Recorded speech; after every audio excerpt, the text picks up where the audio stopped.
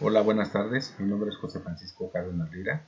Soy estudiante de la licenciatura en Derecho por la Universidad Virtual del Estado de Guanajuato, con número de matrícula 2335, cursando el módulo Protección Internacional en materia de derechos humanos, con el doctor José Luis Gaona Esparza. El reto que voy a exponer se denomina Criterios del Sistema Interamericano de Protección de los Derechos Humanos, y la fecha de su presentación es el 29 de marzo de 2023. Sin más preámbulos, daré inicio con mi disertación relacionada con la sentencia presentada ante la Corte Interamericana de Derechos Humanos del caso Radilla Pacheco en contra de los Estados Unidos mexicanos. Explicación de los hechos del caso. El 25 de agosto de 1974, el señor Rosendo Radilla Pacheco y su hijo Rosendo Radilla Martínez, de 11 años de edad, realizaron un viaje en autobús con destino al municipio de Chilpancingo, Guerrero. En el transcurso del viaje, el autobús donde viajaban tuvo que detenerse, pues un retén militar les marcó el alto y agentes militares bajaron a los pasajeros para realizar una revisión.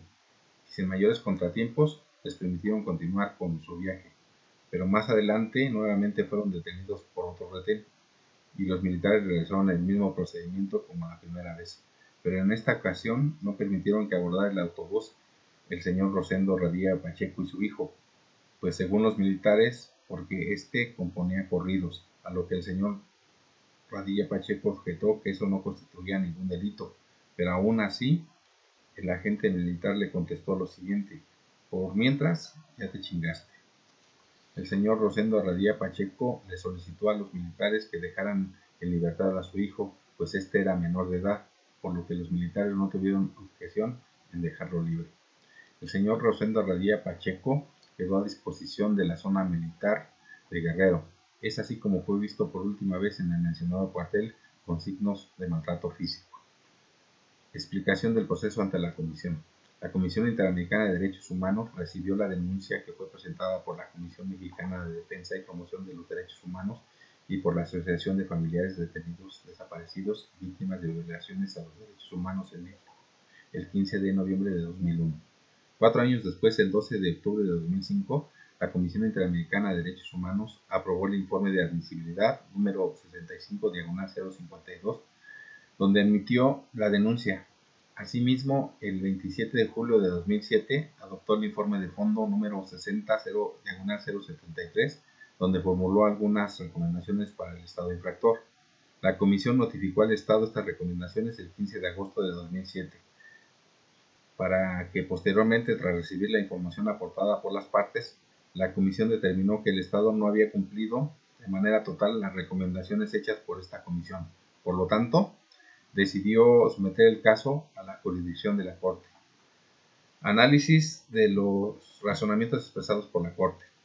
Al revisar la sentencia del caso Radilla Pacheco, emitida por la Corte Interamericana de Derechos Humanos, me encuentro con un análisis y razonamiento muy extenso e interesante sobre diferentes dispositivos contenidos en la Convención Americana sobre Derechos Humanos, así como en otros instrumentos internacionales que a criterio de la Corte el Estado mexicano vulneró, afectando los derechos humanos del señor Rosendo Radilla Pacheco.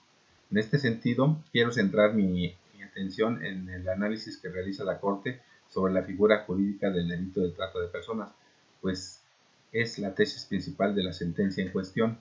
De esta figura se desprenden otros delitos con respecto a esto. La Corte ha reiterado que el delito de trata de personas constituye en sí mismo una violación múltiple de diversos derechos que vulneran de manera permanente bienes jurídicos contenidos en la Convención Americana de Derechos Humanos, que deja en total estado de indefensión a las víctimas. Por otro lado, la Corte manifestó que una vez que se tiene conocimiento de que una persona ha sido sometida a desaparición forzada, se debe realizar una investigación, aun cuando no haya denuncia de por medio, pues tendría que realizarse ex oficio de manera inmediata, pues con esto se protegen bienes jurídicos como la libertad y la integridad personal, así como la vida.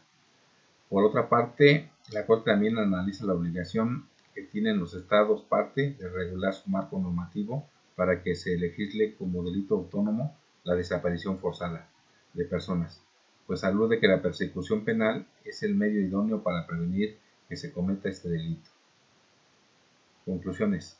Sin duda, esta sentencia ha sido un parteaguas en el sistema jurídico mexicano, pues propició avances muy importantes en materia de derechos humanos, que se vieron reflejados en la Reforma Constitucional de 2011, que modificó diversos artículos de la Constitución Federal, pero el de mayor trascendencia fue la modificación que se realizó al artículo primero constitucional, que incorporó a los tratados internacionales en materia de derechos humanos como dispositivos constitucionales. Por otro lado, logró que se tipificara de forma correcta el delito de desaparición forzada de personas. Asimismo, propició que las autoridades jurisdiccionales apliquen la norma de interpretación que más beneficia a las personas. Y por último, entre otras cosas, ahora todas las autoridades mexicanas están obligadas a promover, respetar, proteger y garantizar los derechos humanos. Por mi parte es todo. Gracias.